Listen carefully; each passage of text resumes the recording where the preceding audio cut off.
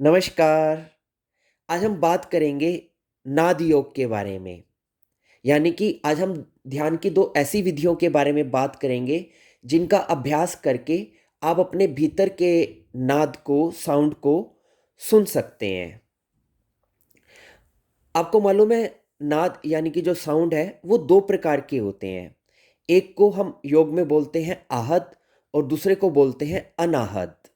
जो आहत नाद होता है, वो 2 वस्तुओं के आपस में टकराने से जो चोट होती है और उस चोट से जो ध्वनि आती है, उसको हम आहद नाद बोलते हैं। लेकिन एक जो दूसरा नाद जो जिसको हम अनाहद नाद बोलते हैं, वो ऐसा नाद होता है या ऐसी साउंड होती है, जो बिना किसी 2 वस्तुओं के आपस में टकराने से पैदा हुई होती है। तो इस प्रकार का नाद सारे ब्रह्मांड में भी व्याप्त है और हमारे शरीर में भी व्याप्त है। हम अगर चाहें तो इस स्वर को, इस नाद को, इस साउंड को सुन सकते हैं ध्यान के द्वारा।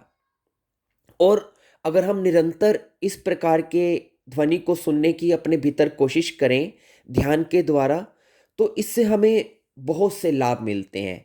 जैसे-जैसे आप इस ध्यान में उतरेंगे, आप शांत होते चले जाएँगे, आपका स्वभाव स्थिर होता चला जाएगा, आपके अंदर आनंद की मात्रा बढ़नी शुरू हो जाएगी और आपके बहुत से शारीरिक और मानसिक जो रोग हैं, वो आपके गायब होने शुरू हो जाएँगे और आपका बहुत तरह से शारीरिक, मानसिक, भावनात्मक और आत्मिक विकास इस ध्यान की विधियों को करने से शुरू हो जाता है, जो अब मैं आपसे बताने जा रहा हूँ।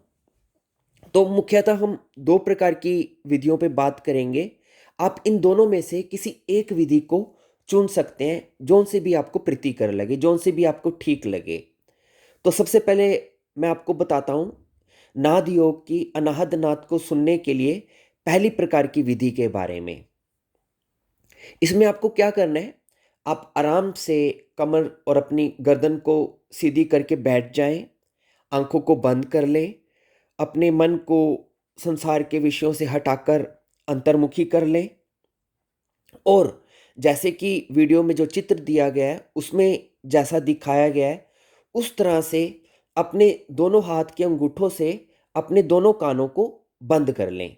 यानी कि अपने दाएँ अंगूठे को दाएँ कान में रखें और बाएँ अंगूठे को अपने बाएँ कान में रखें, ताकि आपके कान दोनों तरफ से बंद हो जाएँ और आपको बाहर की जो आवाज़ें हैं, वो आपको कम से कम सुनाई दें।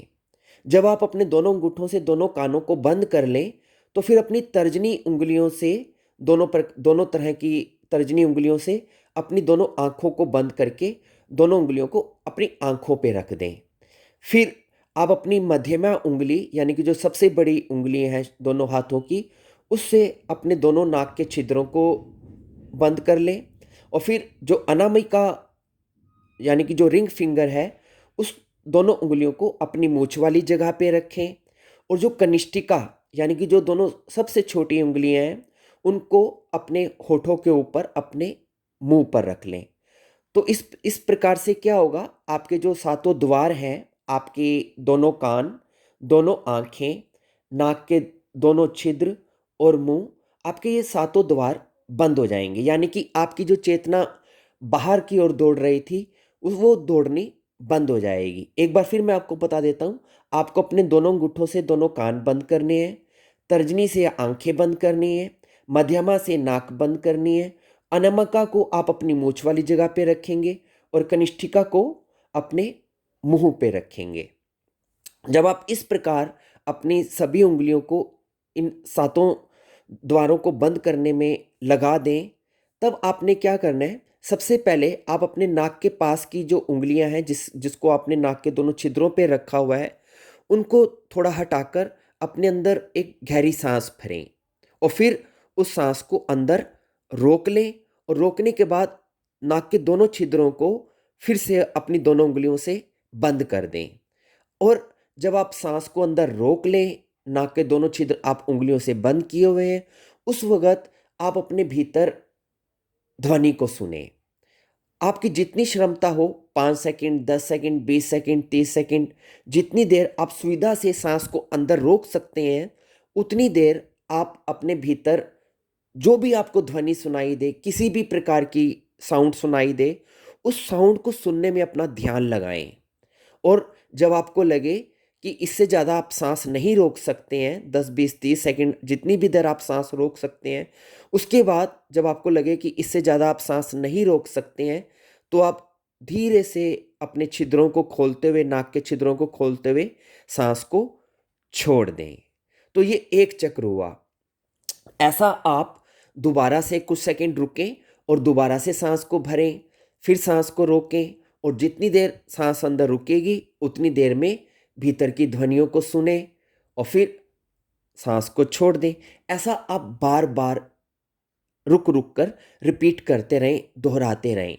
तो 5 मिनट 10 मिनट जितना आपको कंफर्टेबल लगे उतना आप इसका अभ्यास करें। तो ये तो हुई हमारी पहली विधि। अब हम दूसरी विधि के बारे में बात करते हैं। दूसरी विधि बहुत सिंपल है। आपको इसमें क्या करना है कि दोनों कानों को अपने दोनों अंगूठों से बंद कर लेना है। अगर आप अपने अंगूठों को यूज़ नहीं करना चाहते हैं तो कानों में आप रुई डाल के कानों को बंद कर सकते हैं, या ईयर प्लग्स जो आते हैं उनसे आप अपने कानों को बंद कर सकते हैं। और कानों को बंद करने के बाद आप अपनी आइज़ को बंद करके आराम से कमर को सीधा रख के बैठ जाएं और भीतर की ध्वनियों को सुने और अपना पूरा ध्यान भीतर की ध्वनि को सुनने में लगाएं। शुरू शुरू में आपको 2 3 दिन शायद कुछ खास आपको प्रोग्रेस ना मालूम पड़े, लेकिन आप धैर्य रखें और अपना पूरा ध्यान अंदर ध्वनि सुनने में लगा के रखें। आपका मन इधर उधर दौड़ेगा, लेकिन आप फिर बार बार अपने मन को भीतर की ध्वनियों को सुनने में लगाए रखें। एक्चुअली पर्पज़ भी यही है कि जब हम अपने मन को एकाग्र करना चाहते हैं तो हम उसे कोई ना कोई विषय देते हैं ताकि मन एक जगह स्थिर हो जाए। तो इस वक़्त जो हम अपने मन को ध्वनि पे केंद्रित करने की कोशिश कर रहे हैं, उसके पीछे यही प्रयास है कि आपका मन किसी एक जगह पे टिक जाए। तो अभी हम क्या कर रहे हैं, हम मन को ध्वनि पे केंद्रित करने की कोशिश कर रहे हैं ताकि वो एकाग्र हो जाए। तो आप अपना प्रयास करते रहें, ध्वनि को सुनने का प्रयास करते रहें। 2 3 4 दिन में धीरे-धीरे जब आप का ध्यान गहरा चलना शुरू हो जाएगा, तो एक दिन आपको जब आप सुनना शुरू करेंगे तो झुंगुर जैसी आपको आवाज़ आ सकती है। जैसे झिंगुर आवाज़ करता है, उस प्रकार की आपको आवाज़ आनी शुरू हो सकती है। तो कभी आपको बीन की आवाज़ भी सुनाई दे सकती है, कभी ढोल जैसी थाप की भी आवाज़ सुनाई दे सकती है, कभी शंख की आपको आवाज़ आ सकती है।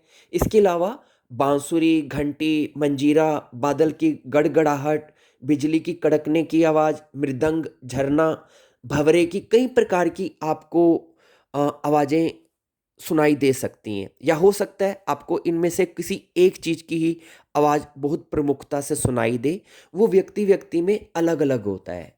तो जब आप इस प्रकार निरंतर साधना करते रहेंगे, अपने मन को ध्वनियों को सुनने में लगाए रखेंगे, तो धीरे-धीरे, धीरे-धीरे जब आपको इस प्रकार की आवाज़ें सुनाई देने लग जाएँ, जिस प्रकार की मैंने अभी वर्णन किया है, तो आप समझ लेना कि आप मंजिल के करीब जा रहे हैं।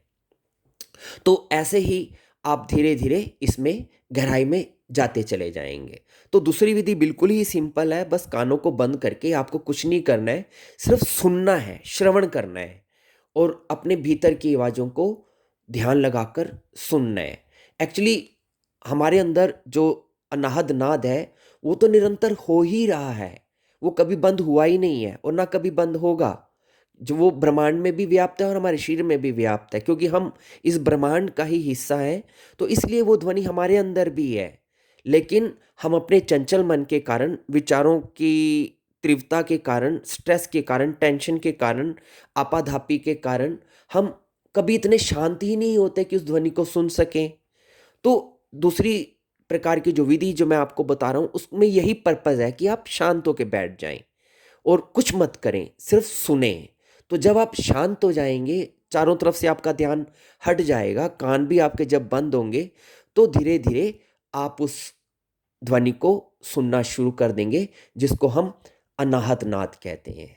और जब आप उस ध्वनि को सुनना शुरू कर देंगे, तो धीरे-धीरे फिर आपकी उसमें गहराई आनी शुरू हो जाएगी।